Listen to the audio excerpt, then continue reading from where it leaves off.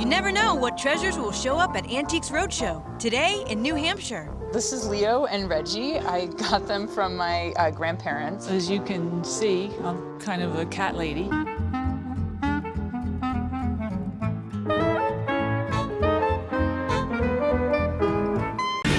Oh, my, what have you brought to us today? Well, I found this in the charred remains of my cousin's mobile home, and it looked sort of valuable. And what do you think that this might be?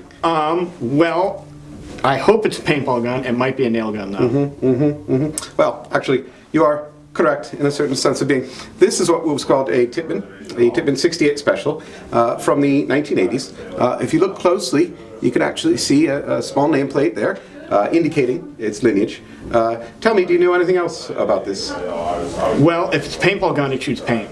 This is true. This is true. Very correct. Actually, this item was from the late 1980s. This was one of the first mass-produced paintball guns to hit the market from a legacy company called Tippmann.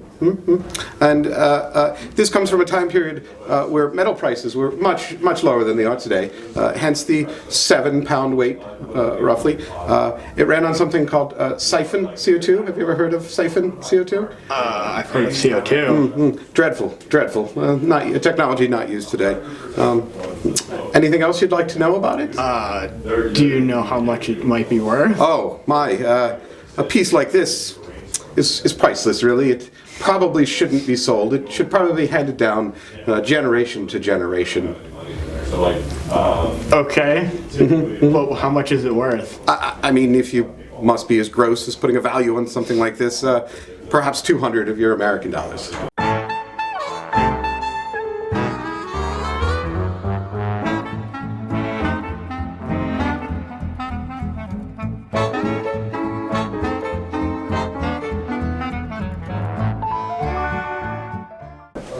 Good afternoon, sir. What have you seemed to brought to us today? So, this beautiful creation here came to me in a vision of sorts, in a dream while I was sleeping.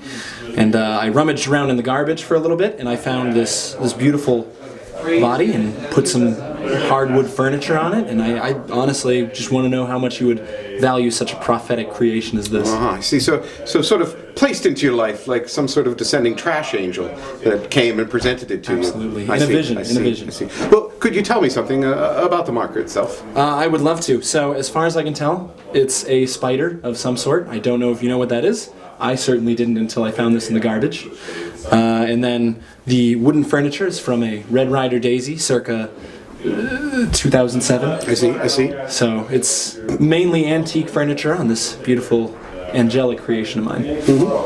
So I should tell you, I've consulted several of my colleagues on this particular piece. It is a most unique piece, I must say. And while we can't come to any definitive conclusion, the best that we've reached is it's some sort of abomination, I believe is the word, that is bandied about quite a bit back there. As far as its functionality, no one is to say. Its lineage, muddled at best. Fairly frightening piece, to be quite honest. As for value, I would simply say it is priceless. We'll call it without price, I think would be a fair.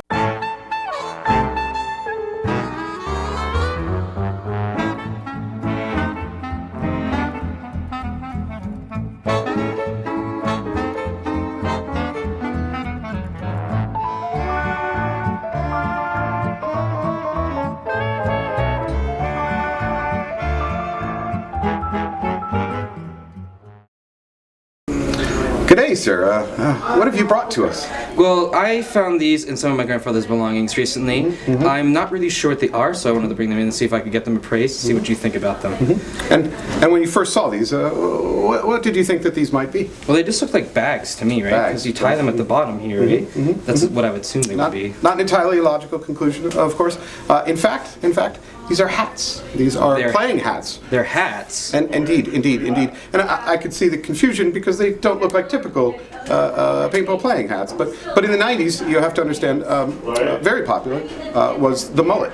Lots and lots of very very long and luscious locks would have to go in this. As a matter of fact, we refer to this period as the achy breaky heart period of American hairstyles. That makes a lot of sense. So manufacturers were forced to increase the volume of their hats to compensate. Quite an amazing era in the sport of paintball. Certainly interesting. I would have never thought that they made hats specifically for hair. Indeed, understandable. So are they worth anything at all, or? Oh no, these are quite rubbish. They're quite invaluable. I guess I'll just go put them back in storage then. I've got nothing else to do with them. I think it's best if you do that. I'm gonna go and do that, sir. Thank you very much. Go ahead.